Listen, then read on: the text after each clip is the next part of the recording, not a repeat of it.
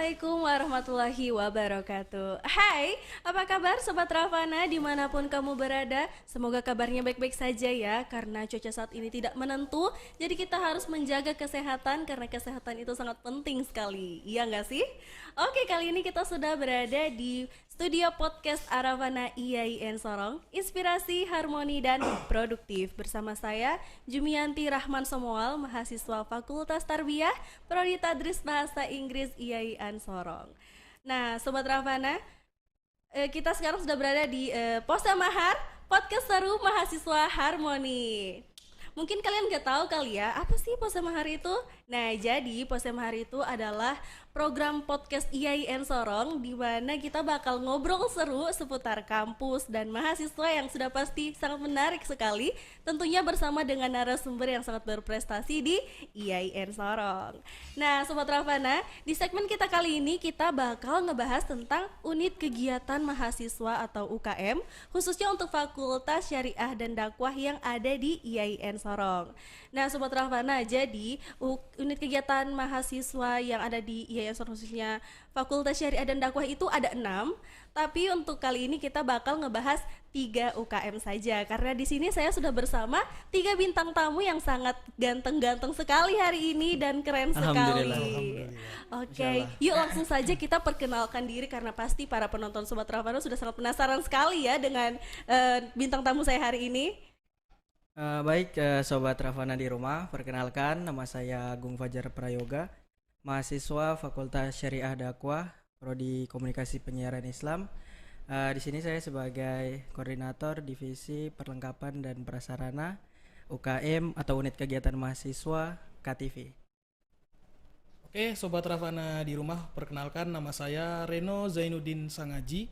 Saya mahasiswa Prodi Bimbingan Penyuluhan Islam, Fakultas Syariah dan Dakwah. Saya di sini sebagai koordinator Humas UKM Biker IAIN Sorong. Oke, selanjutnya saya Sobat Ravana di penjuru dunia yang ada. Perkenalkan nama saya Andi Saputra dari UKM KSPM, kelompok studi pasar modal. Saya di sini dari divisi edukasi. Oke, jadi bintang tamu kita di sini dari UKM KTV, dari Biker, dari KSPM. Jadi ada Agung, ada Reno, dan juga ada Andi. Apa kabarnya semua? Alhamdulillah. Baik. Alhamdulillah. Jumat berkah. Iya, Jumat berkah, Masya Allah. Oke, yuk kita langsung saja tanya-tanya nih. Saya juga sudah penasaran sekali dengan unit kegiatan mahasiswa yang tadi sudah disebutkan, ada KTV, ada Biker, ada KSPM. Mungkin salah satu dari kalian ada yang mau menjelaskan duluan UKM-nya? Boleh? Saya duluan. Oke, silakan Andi Saputra. Oke, mulai dari KSPM dulu. KSPM itu perlu kita pahami adalah kelompok studi pasar modal ya, yang dimana bergerak di bidang pasar modal. Nah, jadi adanya KSPM di IAIN Sorong itu untuk memberikan pemahaman atau edukasi kepada mahasiswa-mahasiswa kampus IAIN Sorong untuk bagaimana sih cara kita itu berinvestasi gitu kan, bagaimana cara kita menanamkan modal, terus bagaimana kita memahami cara yang baik dan benar untuk menanamkan modal kepada mahasiswa kampus IAIN Sorong itu. Oke, mungkin saya mau tanya, pasar modal sendiri itu artinya apa ya, pasar modal? Sebenarnya simpel sih, pasar modal itu kalau kita gambarkan ya, sama halnya seperti pasar-pasar induk biasa begitu. Nah, cuman pasar modal ini hanya seperti kita menanamkan modal gitu. Kalau misalkan kalau di pasar-pasar biasa gitu kan, itu kan tempat orang berjual beli gitu kan, jual beli. Nah, begitupun di pasar modal. Itu ada pihak dari penjual dan ada pihak dari pembeli. Misalkan kita sebagai investor ya, kita sebagai investor itu kita menanamkan modal di suatu perusahaan. Misalkan kita ambil contoh kecilnya itu di dalam perusahaan kaca atau perusahaan kayu. Nah, kita bisa menanamkan modal di dalamnya untuk mencari keuntungan. Nah, jadi seperti itu. Itu contohnya dari pasar modal. Cara untuk menanamkan modalnya sendiri itu bagaimana?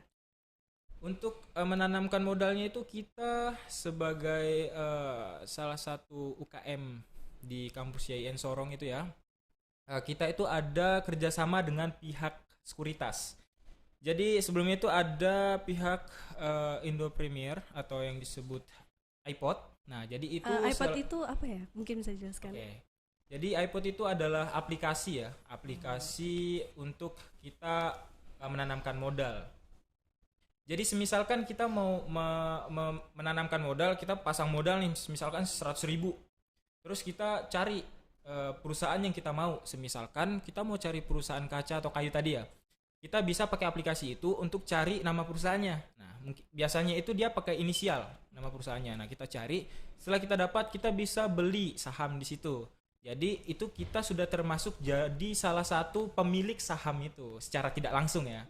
Jadi seolah-olah kita itu sebagai bosnya. Nah, jadi contoh kecilnya seperti itu. Itulah salah satu karakter dari investasi.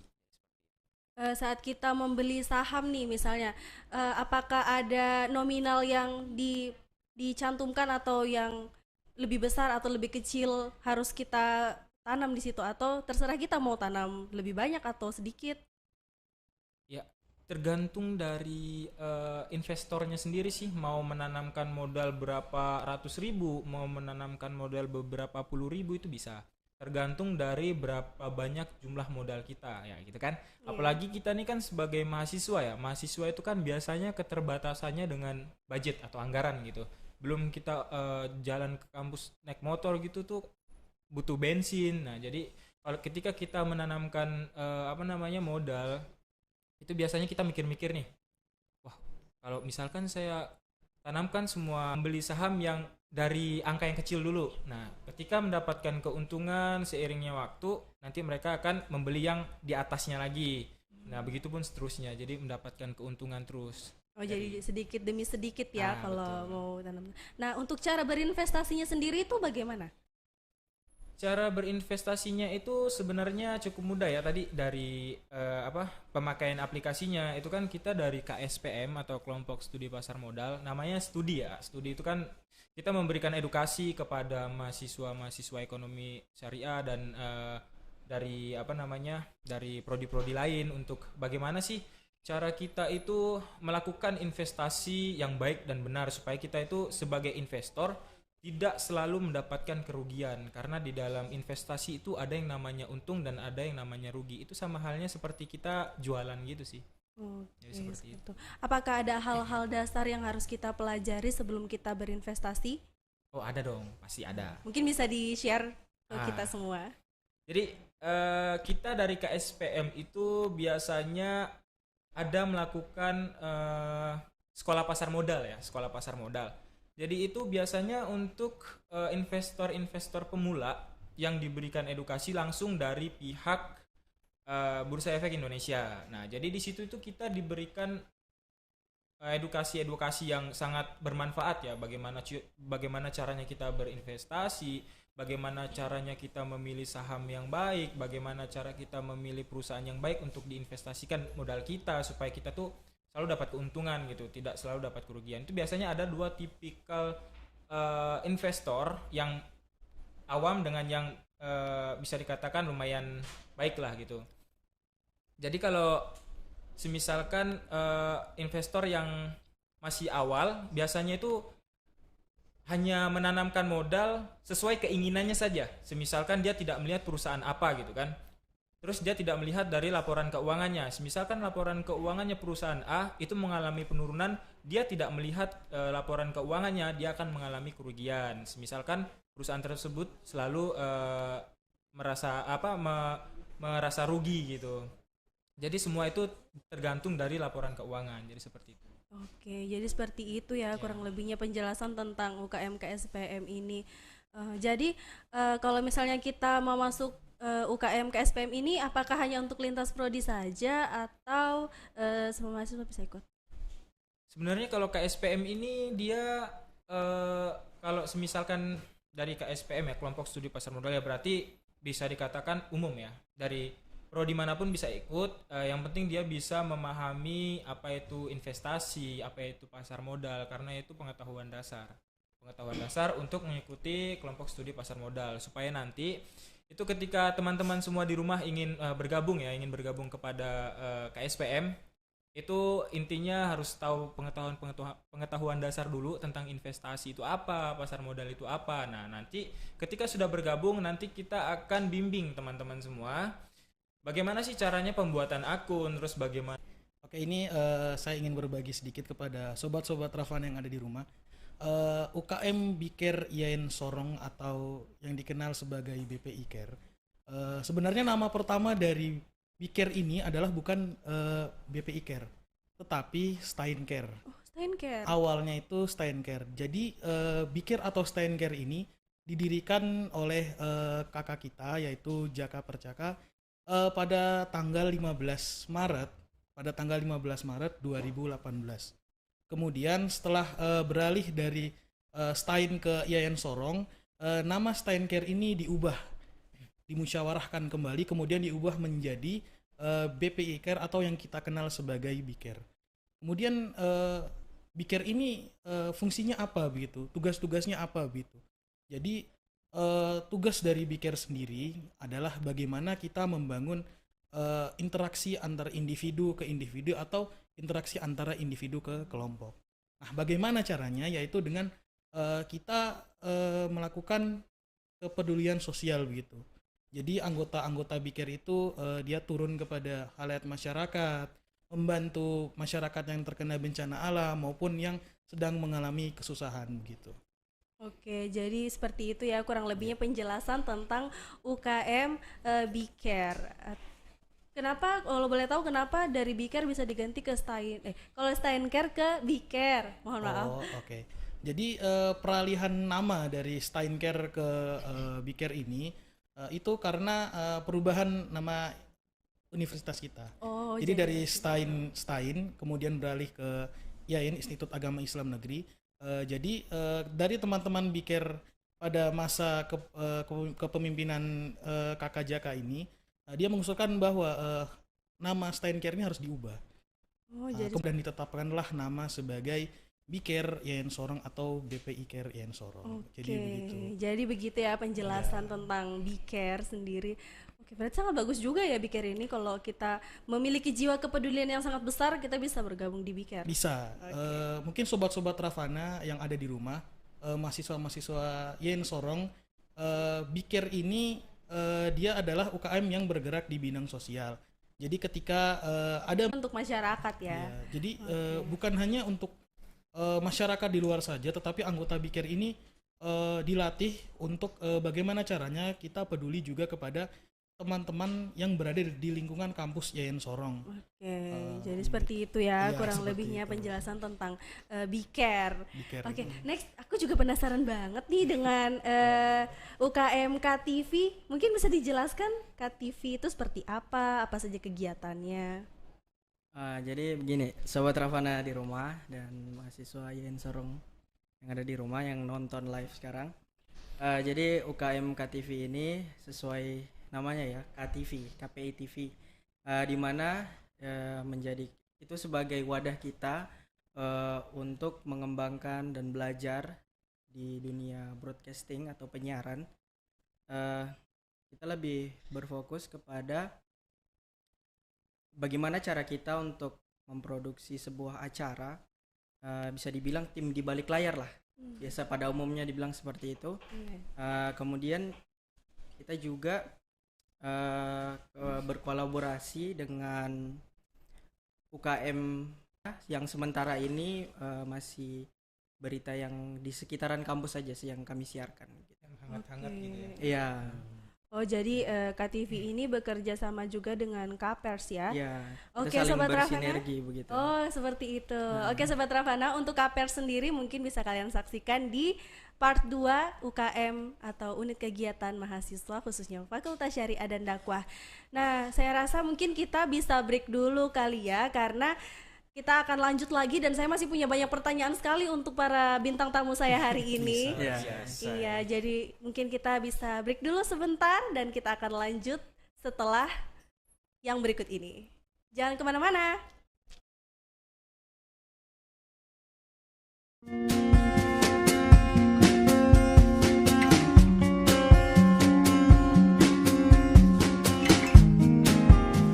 Demikian yang dapat kami sampaikan. Wabillahi taufiq wal hidayah. Wassalamualaikum warahmatullahi wabarakatuh. Oke, Kak.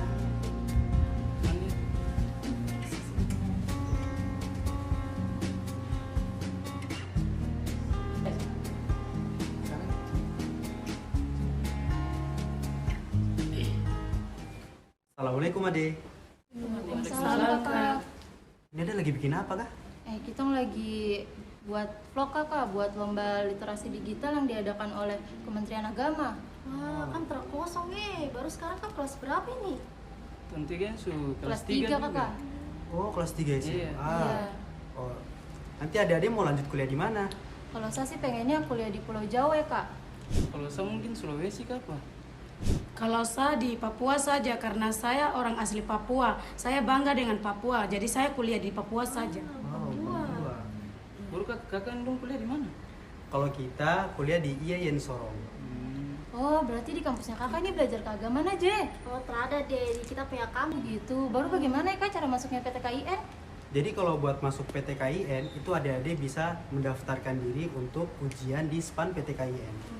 Span PTKN itu apa kan? Nah, SPAN PTKIN itu merupakan seleksi prestasi akademik nasional yang menggunakan nilai rapot dan prestasi adik-adik semua toh. Nah, itu juga buat masuk ke perguruan tinggi keagamaan Islam negeri dan itu diadakan serentak di seluruh Indonesia untuk calon mahasiswa baru seperti kami ini. Oh iya Kak, cara daftarnya gimana Kakak?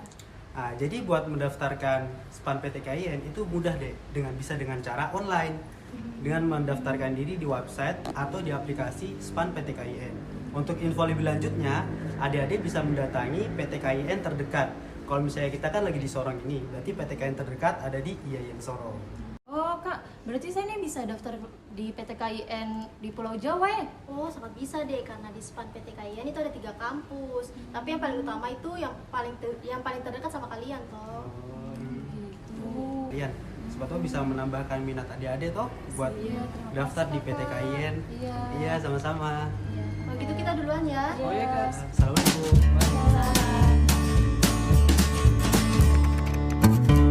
Sudah kamu gimana? Kenapa tahu semangat Assalamualaikum Kak. Salam. Kakak masih ingat itu Kak? Oh iya, kalian siswa SMA 1 kan? Iya itu. Wah, kalian sudah di mahasiswa yang Sorong ya? Iya Kak. Kasih lah informasi dong yang berikan kita informasi tentang jalur SPAN PTKN. Iya, sama-sama deh. Oh iya, kamu tahu yang satunya mana? Oh, teman yang satunya di Pulau Jawa Kak, tapi lewat jalur SPAN PTKN juga. Wah, alhamdulillah. Oh iya, kalian yang menang lomba tarian tingkat nasional kan? Iya Kak. Wah, kalian hebat. Semangat ya. Iya. Kamu tara kosong baru bagaimana sampai kamu bisa juara tarian tingkat nasional ini? Alhamdulillah Jung sudah sering ikut-ikut lomba juga, khususnya lomba-lomba tarian adat Papua tuh. Nah betul. Kita di SMA itu kita memiliki bakat yang kuat. Jadi kita masuk mendaftar melalui jalur SPAN PTKIN. Oh, kamu belum masuk di IAIN Sorong ikut jalur SPAN PTKIN nih? Iya betul, PTKN kan tentang bagaimana cara kita untuk mengembangkan kita punya bakat dan minat tuh. Kita nggak terasa lah masuk kampus yang Sorong ya. Iya betul. Oh, oke. Kita mulai rekam video ya. Ayo, siap. Kamera siap. Siap. Hitungan mulai dalam 3, 2, 1, action. Adik-adik, kakak-kakak dong semua jangan lupa daftar di PTKIN seluruh Indonesia melalui jalur SPAN PTKIN. Dan mau datang ke PTKIN terdekat di kotamu. PTKIN, itu pilihan. Masuk PTKIN, pasti keren.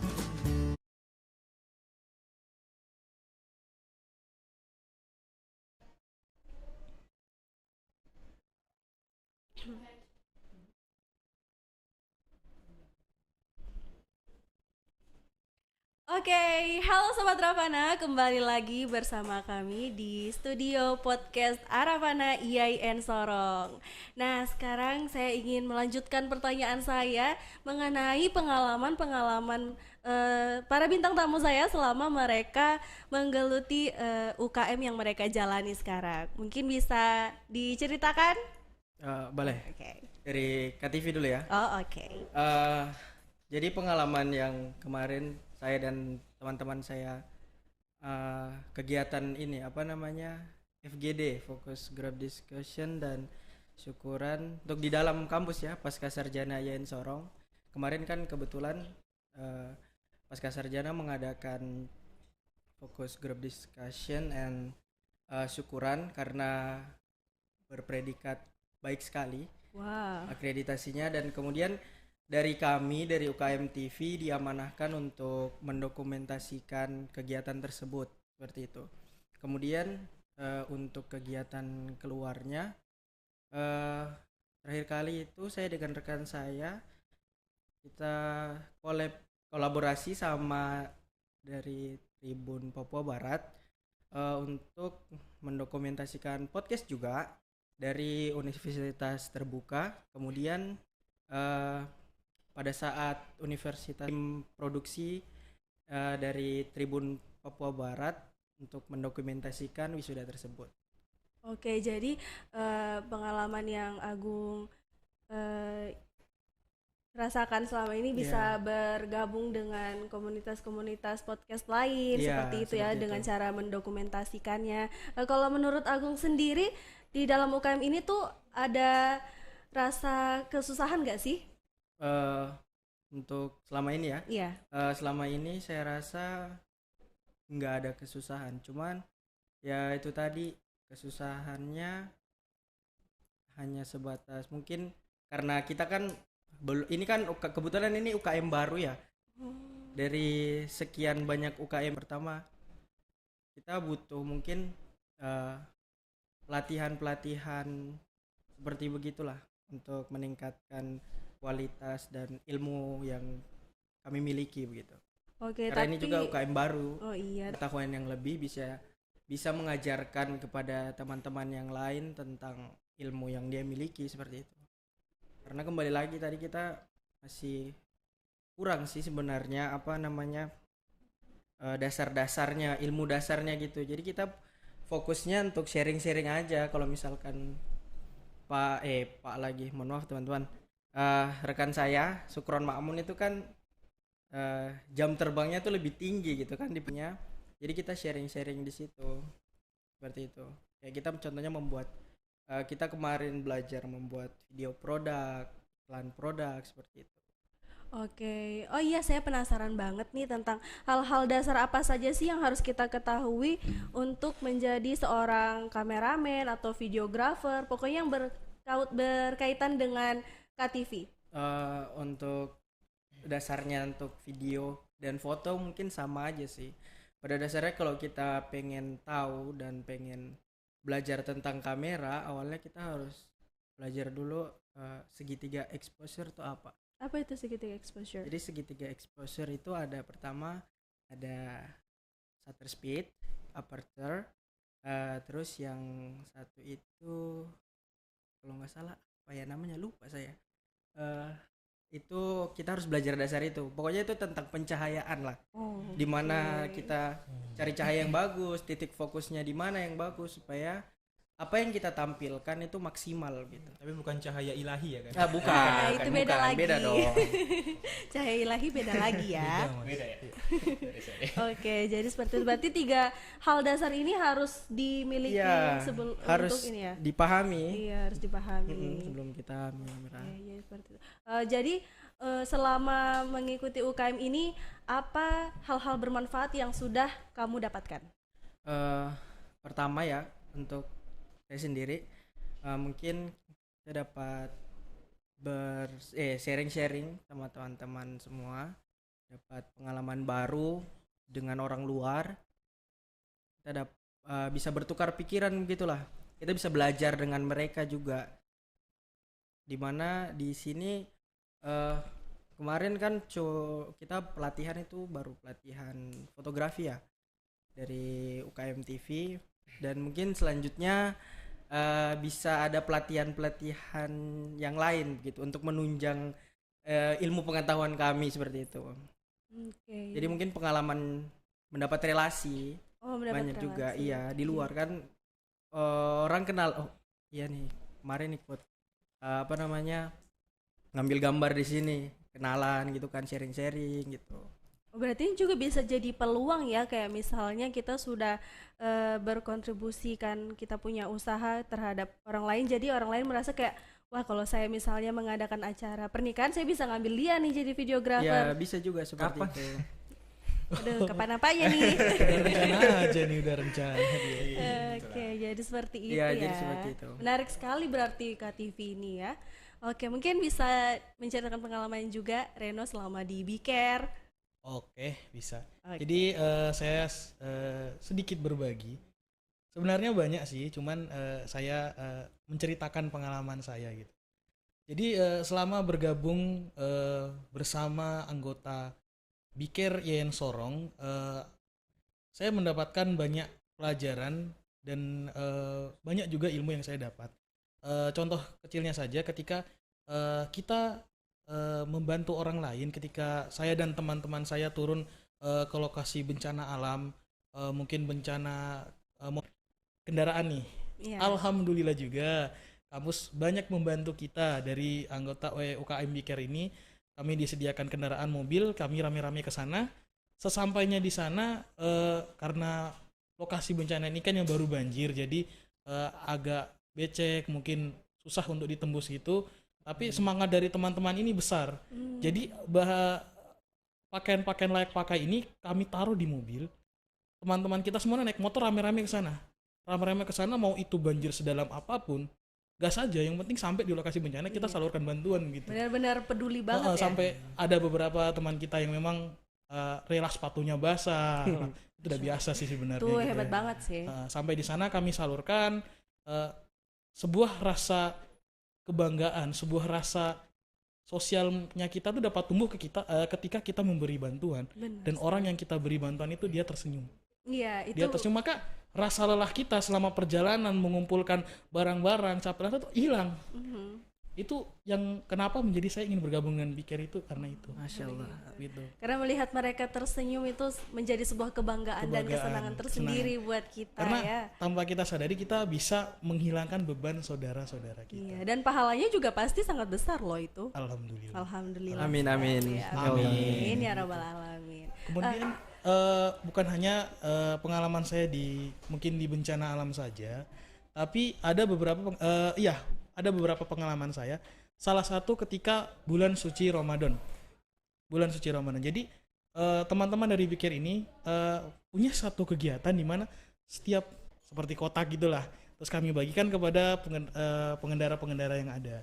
Mau dia itu sedang berpuasa ataupun orang yang tidak menjalankan ibadah puasa, Tetap itu kami berikan diberikan. saja, karena yang kita incar nih bukan bagaimana sebanyak mungkin kita memberi makanan. Iya. Kita nggak incar itu. Kita nggak incar 50 kayaknya paling besar deh. Oh. Itu dalam bentuk real atau kripto? Enggak, itu hanya permainan aja. Oh, permainan. Jadi kayak ya palingan kertas gitu aja. Untuk misalkan kita mau beli saham nih. Sahamnya misalkan harganya 10. Jadi kita beli sahamnya 10. Terus misalkan dia kan sistem cabut undi gitu kan. Nanti siapa yang mau beli saham ini gitu. Terus itu kita tuh rebutan beli saham itu. Misalkan saham itu tuh lagi naik-naiknya tuh. Naiknya mungkin dari 1 sampai 10 itu naiknya 7 misalkan. Nah, kita tuh rebutan tuh dengan harga segitu. Jadi kita bisa pasang 14, kita bisa pasang 20 di atas harga sahamnya. Nah, jadi misalkan sahamnya tuh 7, kita bisa beli nih 14.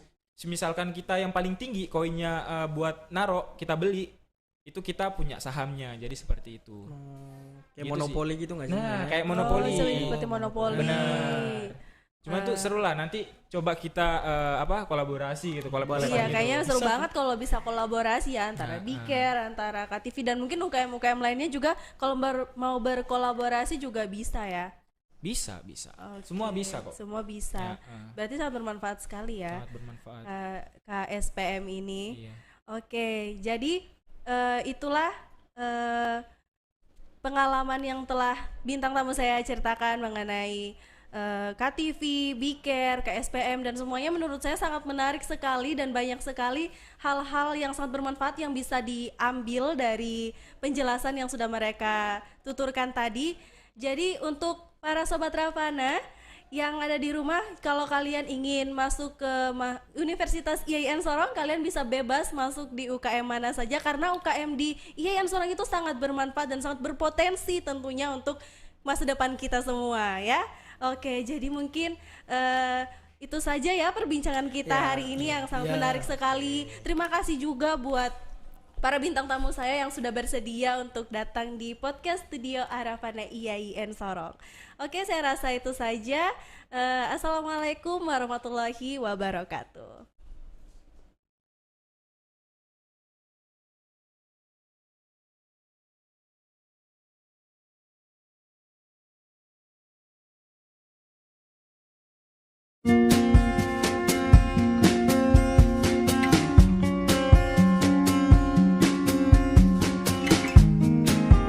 Demikian yang dapat kami sampaikan. Wabillahi taufiq wal hidayah. Wassalamualaikum warahmatullahi wabarakatuh. Oke, Kak.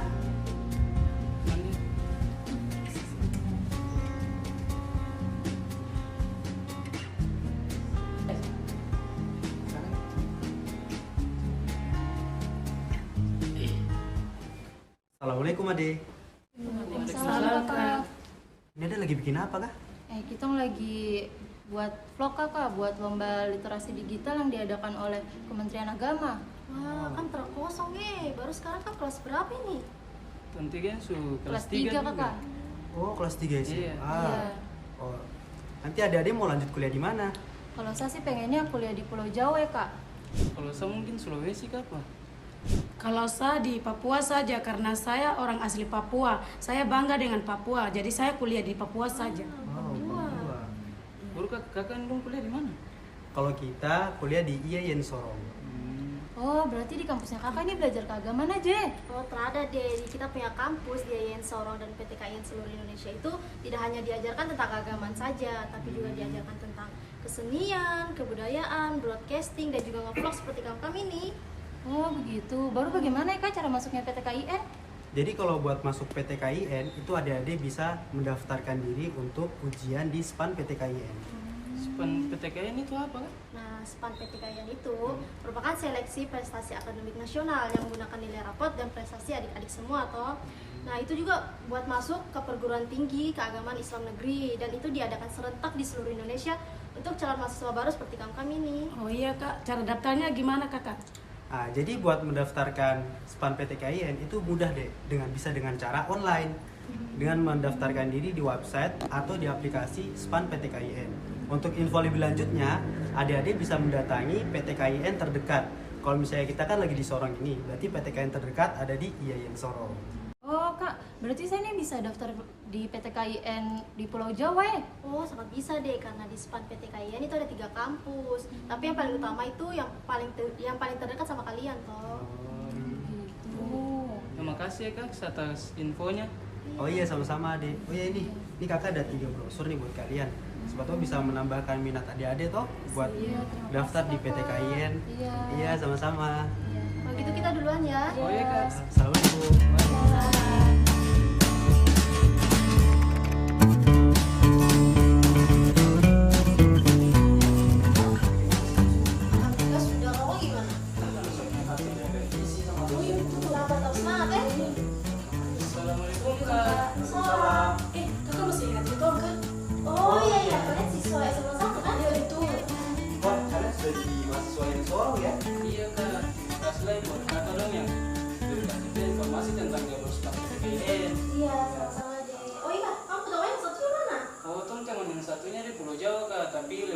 PTKIN juga. Wah, alhamdulillah. Oh iya, kalian yang menang lomba tarian tingkat nasional kan? Iya, Kak. Wah, kalian hebat ya. Iya, makasih banyak. Selamat. Kasih banyak. Kalau gitu kita duluan ya. Ayo Kak, hati-hati. Iya. Selamat ya. Iya. Kamu tara kosong baru bagaimana sampai kamu bisa juara tarian tingkat nasional ini? Alhamdulillah juga, tentu tak menyangka tuh bisa menang dalam lomba tarian ini. Karena pas SMA itu kita sudah sering ikut-ikut lomba juga, khususnya lomba-lomba tarian adat Papua tuh. Nah betul, kita di SMA itu kita memiliki bakat yang kuat. Jadi kita masuk mendaftar melalui jalur SPAN PTKIN.